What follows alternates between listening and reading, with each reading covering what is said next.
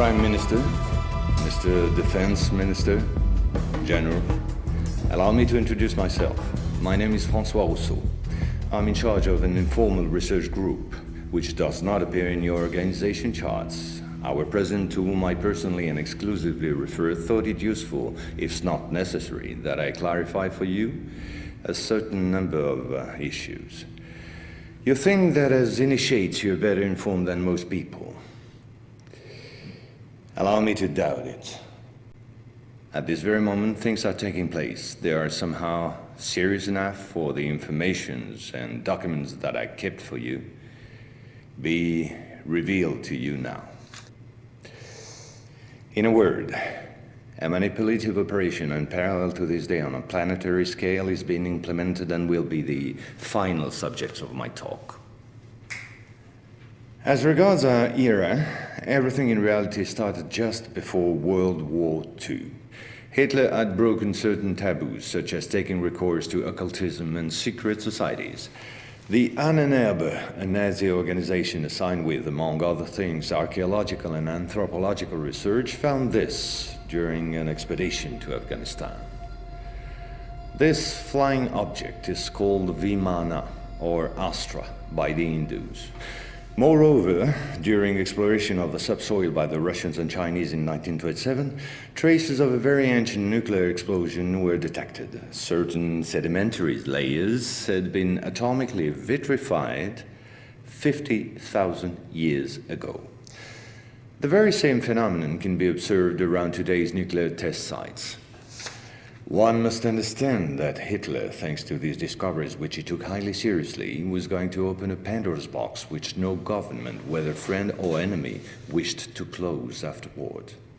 Behind tragic history, which we all know, lies a theory based on the existence of full moons, associated with the four geological cycle. According to Hans Erbiger, founder of the world ice theory, the Earth had undergone 4 semi-global extinctions of life due to the fall of one of these moons. Effectively, as one goes along, the satellite moved closer, gravity changed and triggered some deep mutation of the genetic standard, thereby creating a race of highly intelligent giants measuring approximately between 10 to 13 feet tall.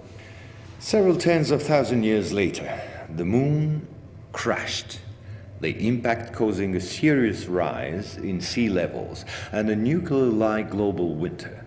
This race of giants was to disappear due to a terrestrial gravity which had grown too powerful and incapacitating for their unusual size. Hitler was initiated to these doctrines, and contacts with Tibet in particular were frequent. The Nazis sought contact with the survivors of ancient civilizations, holders of ancient technologies like the previously described Vimanas. One of these civilizations spread out over the entire planet more than 600 pyramids made of stone, earth, and even iron. These pyramids are almost all pointed in the same direction, all have the same proportion as number pi, and all situated in magnetotelluric nodes. The oldest are in Asia.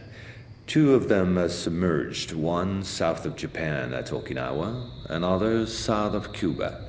These 2 were built about 12,000 years ago. I began by this more archaeological reminder for this reason. Our civilization is the 4th of the cycle which I described previously. Yes, I know that might well hurt our pride. We're neither the first nor the last. One must understand that the study and understanding of several recovered prototypes were the absolute priority to ensure Nazis' domination over the skies. The Allies, in parallel, focused on mastering atom and creating the first nuclear bombs. These secret bases were the center of all research supervised by the Nazis. In one of these bases worked Victor Schauberger, father of the Nazis' UFOs. Schauberger headed the Real Society in charge of anti-gravitational research. He died in 1958 in Texas, while working under protection of the United States on the improvement of his own flying saucers, which have since become American. You will quickly understand that 70% of unexplained aerial phenomena are human in origin and in no way extraterrestrial.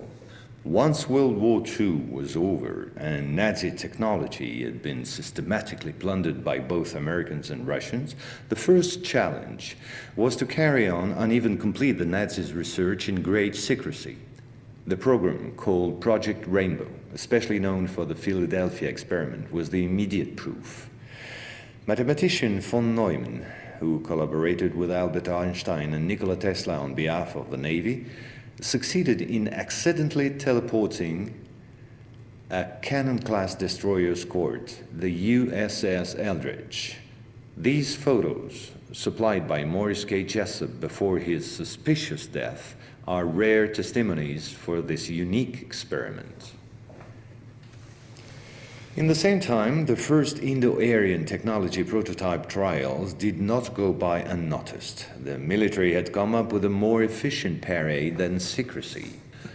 At about the same period, Kenneth Arnold, US Air Force pilot and CIA agent, launched the greatest operation in manipulation ever concerning the existence of UFOs. Making people believe they didn't exist was not the right solution and clearly insufficient. Discrediting enemies and frightening the population by systematic misinformation proved far more efficient.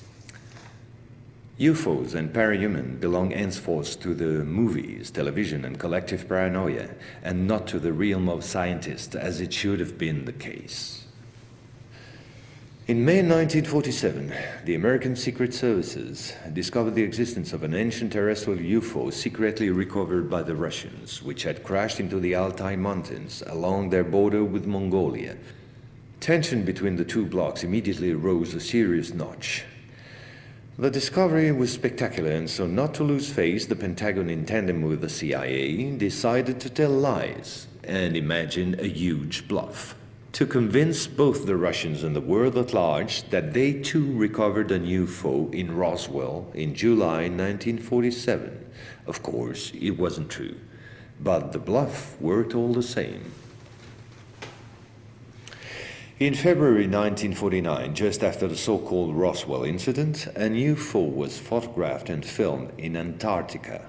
It was the first photo of this type of a cigar-shaped object. Other appearances were then to follow in one another by cyclic waves. At the same moment, the Apollo program, headed by Werner von Braun, was in full swing, and Dr. Braun in no way favorably welcomed the demand for paranormal experiments, which nevertheless took place during certain Apollo missions. This is the last known experiment on psychic and telepathic amplification, as well as detection of psytron particles emitted by the yogi towards the Apollo capsule. But these tests were all eclipsed by the systematic appearance of unidentified objects around orbital flights and the discovery of traces of civilization on the moon.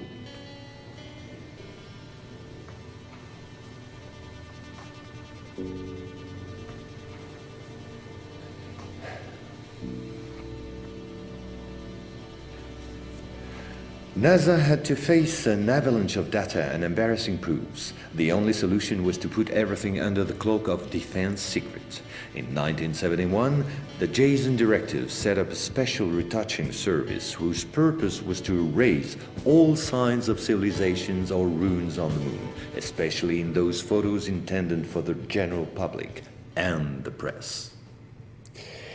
In June 1965 has appeared this in a satellite report in the area of Deception Islands, south of Argentina.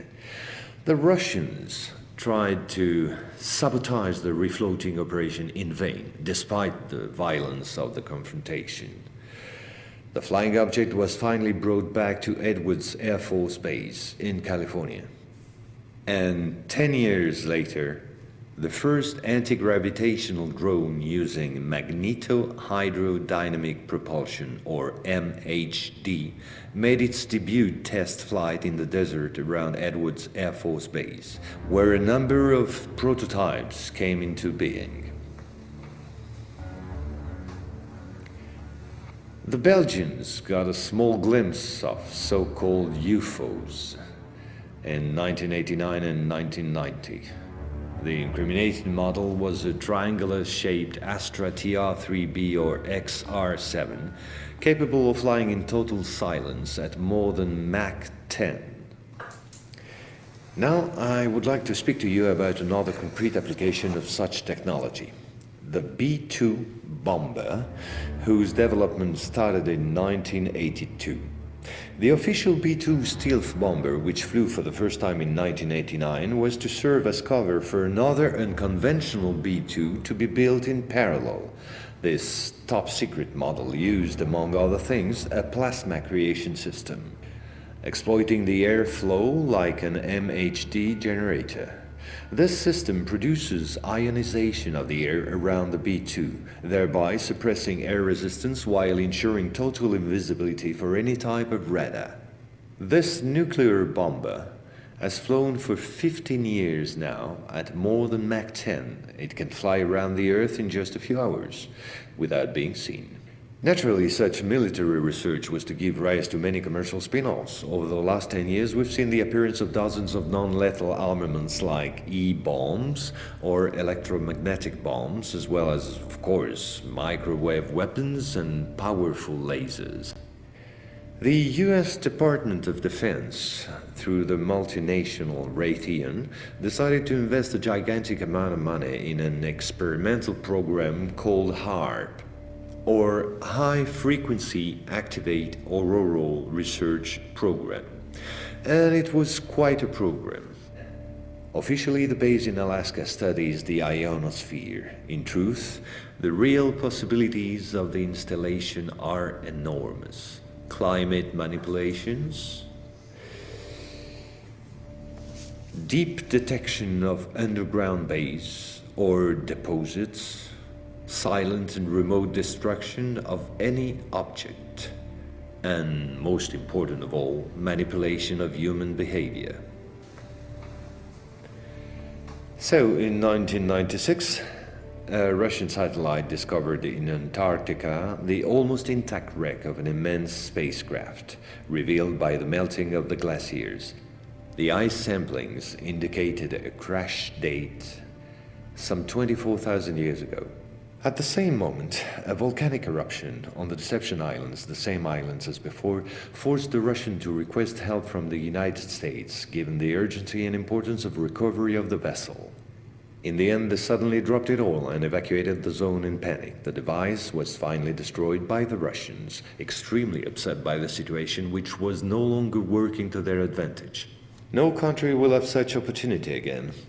And this foolish action, as bad losers on the part of the Russians, was only to reinforce the position of the Americans as regards extraterrestrials. If this account seemed somewhat long despite my efforts to simplify, it was absolutely necessary to get to the subject I mentioned previously. The plot known as the Orion Conspiracy. Our research group is convinced that UFOs constructed by the Americans or the Russians will be used to support an hoax attack on the Earth of extraterrestrial origin. The media taking care of the rest, of course. The reason? Once the threat of international terrorism has dissipated, the war economies of the major powers, with the United States at the head of the pack, will need a new enemy in order to still prosper. War on Earth will be replaced by space war against an enemy from beyond. So then, gentlemen, I thank you. A complete report will be handed to you at the exit. As for me, I'll see you again soon for a second update on a quite different subject. Gentlemen.